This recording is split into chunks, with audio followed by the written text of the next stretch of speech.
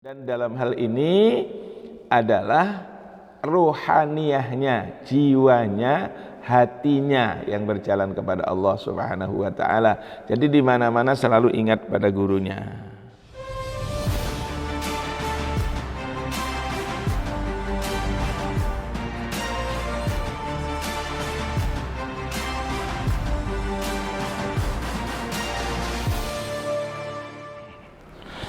Assalamualaikum warahmatullahi wabarakatuh. Bismillahirrahmanirrahim. Alhamdulillahirabbil alamin. Wa bihi nasta'inu ala umurid dunya waddin. Assalatu wassalamu ala asyrafil anbiya'i wal mursalin. Sayyidina wa maulana Muhammadin wa ala alihi wa ashabihi wa man tabi'ahu ila yaumiddin, amma ba'du. Qala Allah Ta'ala: A'udzu billahi minasyaitonir rajim. Ya ayyuhalladzina amanu isbiru wasabiru warabitu wattaqullaha la'allakum tuflihun. Sadaqallahul azim.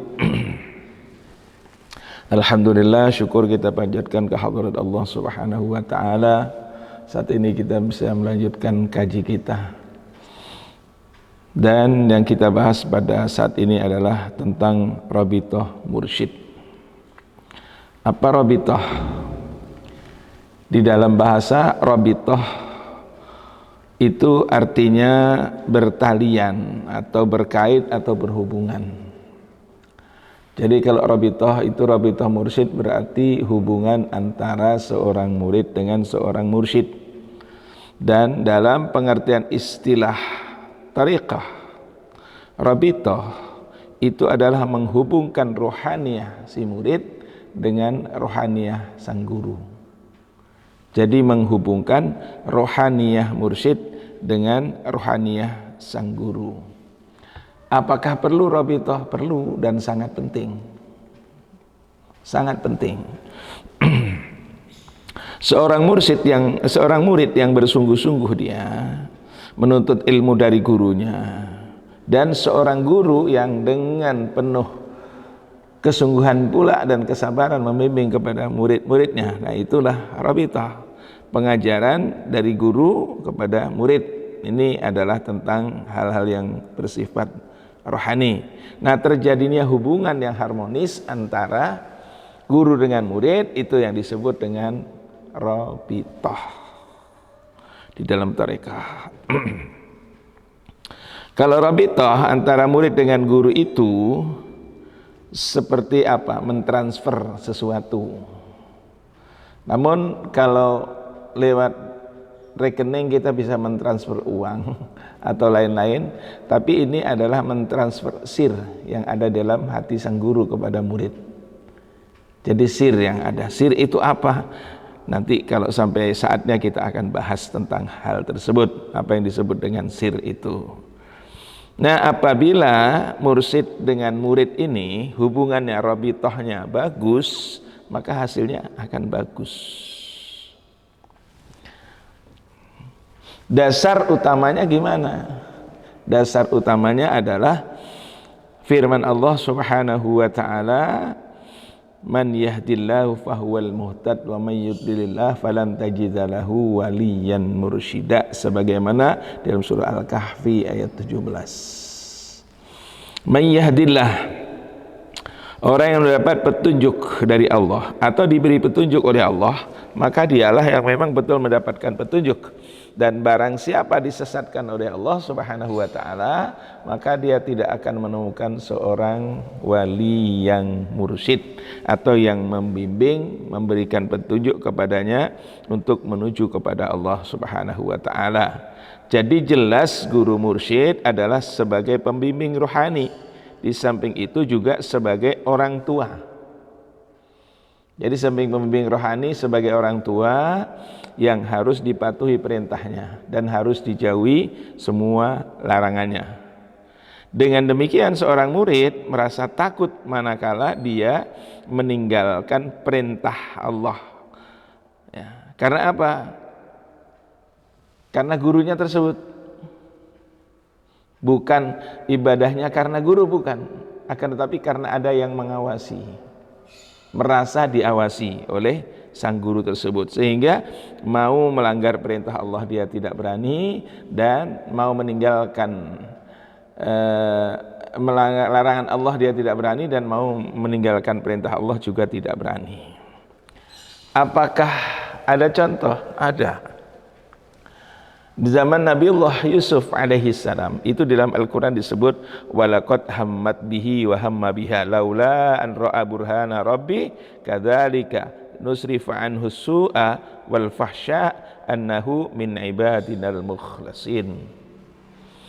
Yang maksudnya Nabiullah Yusuf dengan Zulaikha, ketika Nabi Yusuf diajak berzina oleh Zulaikha, sebenarnya apa? Walaqad hammat bihi wa hamma biha. Maksudnya apa? Zulaikha itu senang, pingin juga gitu kepada Nabi Yusuf, dan Nabi Yusuf juga kepingin melakukan itu. Laula an ra'a burhana rabbi, kalau tidak melihat tanda-tanda dari Tuhannya, itu terjadi.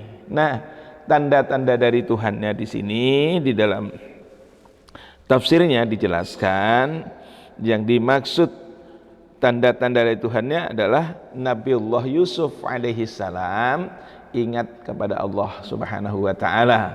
Nah, satu di samping ingat kepada Allah Subhanahu wa taala, dia ingat akan orang tuanya, Nabi Yakub. Kalau sampai melanggar bagaimana? Ini dengan Nabi Yakub. Berarti apa? Nabi Yakub itu terbayang di wajahnya Nabiullah Yusuf alaihissalam. Di samping itu juga Kitfir, suami daripada Nabi Zulaikha, itu juga terbayang pada Nabi Yusuf, sehingga Nabi Yusuf tidak mau melakukannya. Tanpa itu mungkin akan terjadi. Namun ini adalah pelajaran dari Allah. Maka akhirnya Nabiullah Yusuf alaihissalam dipalingkan oleh Allah Subhanahu wa taala, atau berpaling tidak melakukan fahsya atau perbuatan keji. Karena apa? Nabiullah Yusuf adalah tergolong orang-orang yang ikhlas.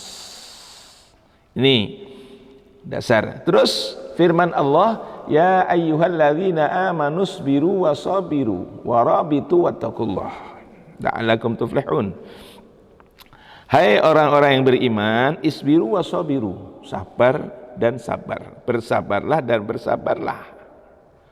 Maksudnya sabar dan tambahlah kekuatan kesabaranmu itu, warabitu, ya, wattaqullah wattarabitu wattaqullah, dan berrabitahlah. Tetapkan sikap dan siaga, menambatkan hati, wattaqullah, dan takwalah kepada Allah, la'allakum tuflihun. Maka ayat ini selalu dibaca, ya ayyuhalladzina amanu sabiru wasabiru warabitu wattaqullaha la'allakum tuflihun. Nah, baru afdhalul dzikri, ya. Dan apabila membaca ini, cukup satu orang yang baca, tidak semuanya. Di siapa yang memimpin zikir, ya, para khalifah atau siapa yang ditunjuk oleh sang guru, dia yang baca, yang lain dengarkan, karena ini perintah Allah. Ya ayyuhalladzina amanu sabiru wasabiru warabitu wattaqullaha la'allakum tuflihun. Nah, rabitu di dalam ayat ini diambil arti hakikat lebih dalam dari sekedar menjaga atau siaga secara lahiriah untuk musuh-musuh menerobos. Akan tapi musuh-musuh yang akan merobos masuk ke dalam hati ini yang dijaga, maka berabitoh. Siapa musuh-musuh yang akan masuk ke dalam hati kita? Yaitu setan. Setan. Terus bagaimana untuk menjaga itu? Allah Subhanahu wa taala berfirman lagi, ya ayyuhalladzina amanu taqullaha wabtaghu ilaihil wasilah wajahatu fisabilillahi la'allakum tuflihun. Ujar Allah Subhanahu wa taala, ya orang-orang beriman, orang-orang yang beriman, bertakwalah kepada Allah, kemudian carilah wasilah. Carilah wasilah atau perantara untuk mendekatkan diri kepada Allah, dan berjihadlah di jalan Allah agar engkau mendapatkan keberuntungan.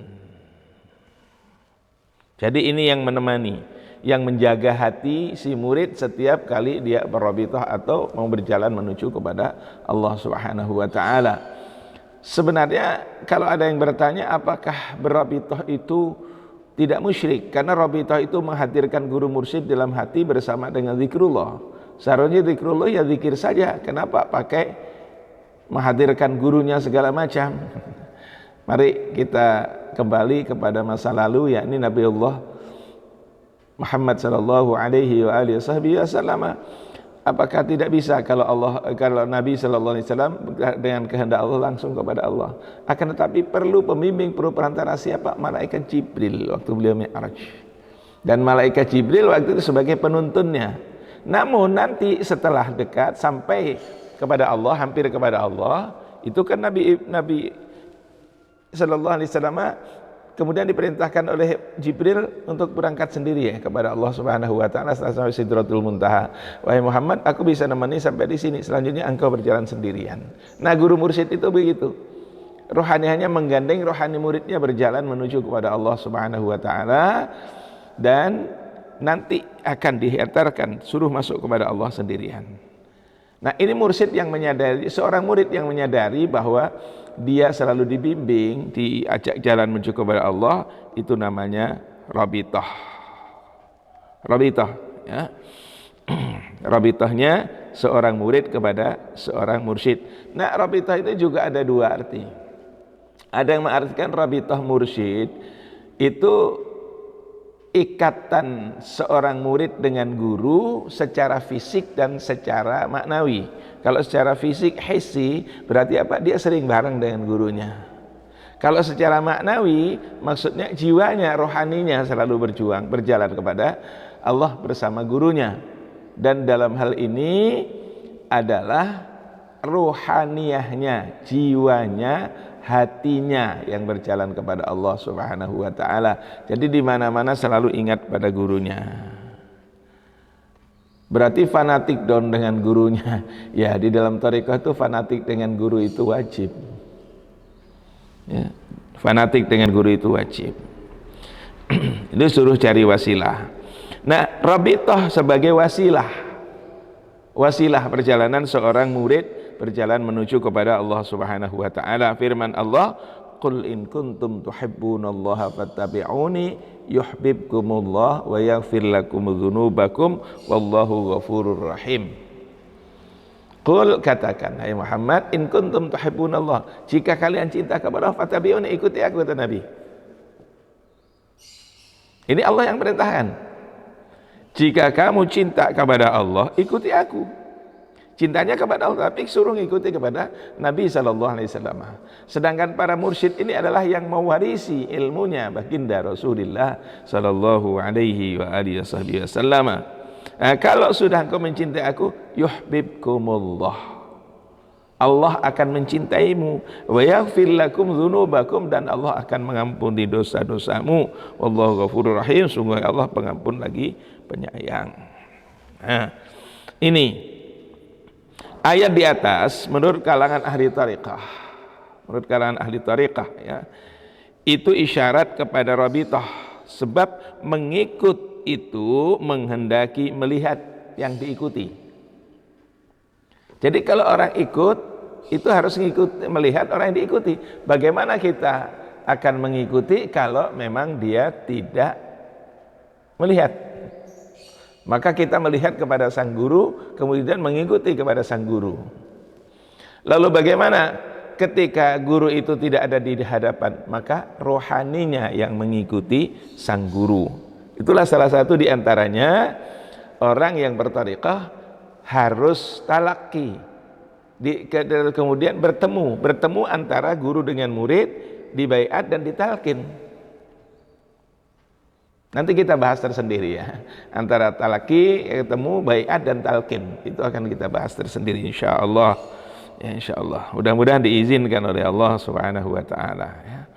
Nah, kemudian Allah Subhanahu wa taala juga berfirman, ya ayyuhalladzina amanu taqullaha wa kunu ma'as shadiqin. Hai orang-orang yang beriman, bertakwalah kepada Allah Subhanahu wa taala dan hendaklah kamu bersama orang-orang yang siddiq atau orang-orang yang benar. Nah, dalam hal ini Syekh Ubaidillah Al-Ahrar menafsirkan kebersamaan dengan orang-orang benar, orang-orang siddiq itu diperintahkan oleh Allah Subhanahu wa taala dalam ayat ini. Wa kunu ma'as-shadiqin, dan ini terbagi menjadi dua, ya tadi itu, bersama secara lahiriah, bersama secara batiniah. Bersama secara lahiriah, bersama secara batiniah. Nah, kayak kita ngikut Rasul sallallahu alaihi wasallam, saat ini kalau kita mau bersama secara badaniyah atau jasmani, kita bingung. Akan tetapi jiwa kita mengikuti akan perilaku baginda Rasul. Maka kalau orang ingin rabithahnya benar, itu harus sering lihat gurunya. Sering lihat gurunya, mengetahui kelebihan daripada gurunya, bukan kelebihan orang lain atau kelebihan dirinya sendiri. Dilihat kelebihan gurunya, dilihat kelebihan gurunya. Dan makin melihat kelebihan gurunya, makin yakin dia. Semakin yakin kepada gurunya, rabithah akan semakin kuat. Satu ini, maka syarat diantaranya murid harus meyakini betul bahwa gurunya memang orang-orang yang dipilih oleh Allah Subhanahu wa ta'ala. Apakah ini pernah terjadi di masa Rasul sallallahu alaihi wasallam? Ini terjadi di dalam hadis Bukhari. Hadisnya diriwayatkan oleh Imam Bukhari. Bunyi hadisnya, anna Abu Bakrin Siddiq radhiyallahu anhu syaka lin nabiyyi sallallahu alaihi wasallam adama fikakihi anhu hatta fil khala. Bayangkan. Maksudnya apa? Bahwasanya Sayyidina Abu Bakar Siddiq radhiyallahu anhu mengadu kepada Rasulullah sallallahu alaihi wasallam tentang perihalnya. Perihalnya apa? Bahwa Sayyidina Abu Bakar Siddiq mengatakan rohaniyah Sayyidina Abu Bakar Siddiq itu tidak pernah lekang, tidak pernah luntur, tidak pernah lupa sampai Sayyidina Abu Bakar berada di dalam WC sekalipun. Nah, ini rabithahnya Sayyidina Abu Bakar Siddiq kepada baginda Rasul, sampai di dalam WC masih ingat baginda Rasul sallallahu alaihi wasallam. Gak bisa lekang. Ini terjadi dan ini diriwayatkan oleh hadis, dan hadisnya adalah hadis Bukhari. Dalam Kifayatul Adqiyah itu dijelaskan, wasimu aidan ila dzalika istimdaru Syekhil Mursidi liyakuna rafiqahu fis sayri ila Allah taala.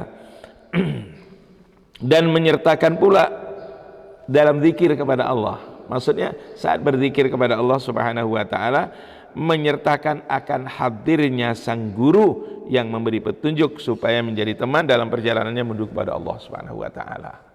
Loh, kenapa kok gambarnya yang dipasang, gambarnya yang dilihat? Nah, gambarnya yang dilihat itu kenapa? Karena tanpa melihat gambarnya dia sulit untuk mengingat rohaninya. Begitu lihat gambarnya ingat rohani beliau, begitu lihat gambarnya ingat rohani kepada beliau. Tuh ya. Jadi lihat gambarnya ingat lihat nih gambarnya. Maka kadang-kadang murid itu di buku-bukunya di mana ditaruh gambar gurunya itu. Kenapa? Itu sebenarnya untuk memperkuat rabithah. Ya. Memperkuat rabithah. Ini Sayyidina Abu Bakar sendiri seperti itu. Jadi wajar kalau kita saat berapa saja ingat. Apakah kemudian Sayyidina Abu Bakar itu dikatakan syirik karena mengingat Rasulullah sallallahu alaihi wasallam saat di mana saja, bahkan sampai di dalam WC ingat kepada Rasulullah? Syirik berarti dia tidak ingat kepada Allah Subhanahu wa taala? Oh, bukan demikian. Bukan demikian. Kenapa? Karena Sayyidina Abu Bakar Siddiq merasa bahwa Rasulullah lah yang mengajak dan menghantarkan jiwanya dan dirinya kepada Allah Subhanahu wa taala. Tuh. Nah, sekarang pendapat para imam tasawuf. Imam Sya'rani mengatakan dianjurkan kepada orang banyak supaya mereka mengamalkan adab zikir. Maksudnya ini kepada orang-orang yang bertarekah supaya mengajarkan adab-adab zikirnya. Agar apa?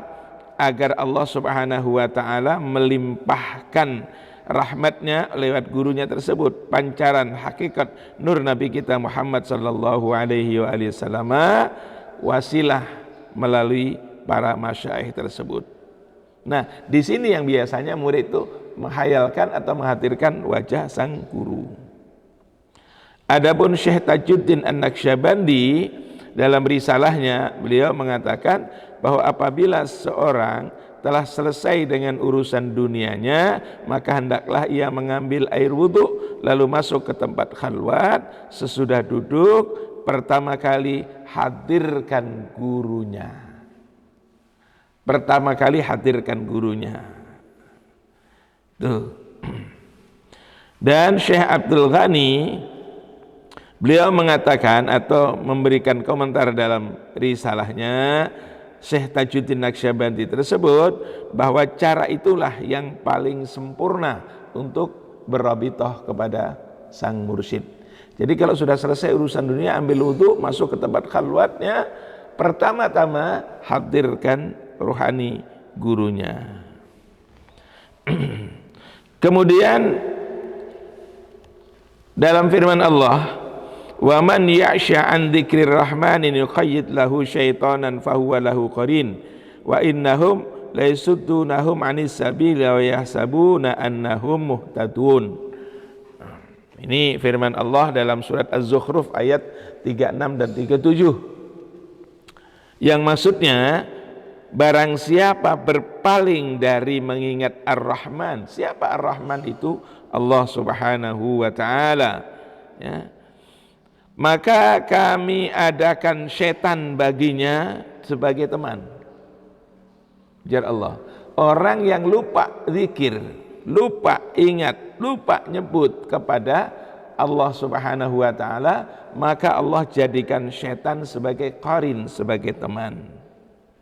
Lantas wa annahum la yasudduna an sabilillah, mereka dan bagi sesungguhnya mereka telah ditutup jalan-jalan menuju kepada Allah. Jalan-jalan menuju kepada Allah itu ditutup. Tapi wa yahsabuna annahum muhtadun, tapi mereka menyangka bahwa mereka mendapat hidayah. Sudah tersesat tapi merasa mendapatkan hidayah dari Allah Subhanahu wa ta'ala karena berpaling dari Allah, setan masuk, setan menyesatkan, jalan-jalan ditutup, ya. Tapi mereka menyangka bahwa dirinya benar. Nah ini orang-orang yang kadang-kadang merasa dirinya ini seorang mendapat petunjuk, bahkan merasa dirinya adalah seorang wali, akan tapi jauh dari jalan Allah Subhanahu wa ta'ala. Makanya kita perlu belajar. Kalau punya guru jangan dibiarkan, kita dekati guru itu. Dekati guru itu belajar betul-betul supaya kita tidak tersesat. Tersesat oleh apa? Oleh hal-hal yang menyesatkan. Di akhir zaman ini banyak sekali hal-hal yang menyesatkan. Tuh. Nah, maksud daripada surah At-Taubah ayat 119 yang artinya, wahai orang-orang yang beriman, takutlah kepada Allah dan jadilah kalian bersama orang-orang yang benar, wa kunu ma'as-shadiqin. Tadi itu di sini diperintahkan supaya berada bersama dengan orang-orang yang benar, baik dari segi akhlak, agamanya dan lain sebagainya. Jangan ditemani orang biasa, dusta ditemani. Jadi kalau cari teman itu ya orang-orang yang benar. Kalau orang-orang ahli agama yang memang betul mengerti agama, kita bisa tanya siapa guru dia, kemudian apa yang dibaca kitabnya, terus dia belajar di mana, jelas betul orangnya, rumahnya di mana. Karena akhir zaman ini banyak sekali orang-orang yang demikian, orang yang niat apa? Niat mencari harta, niat mencari dunia.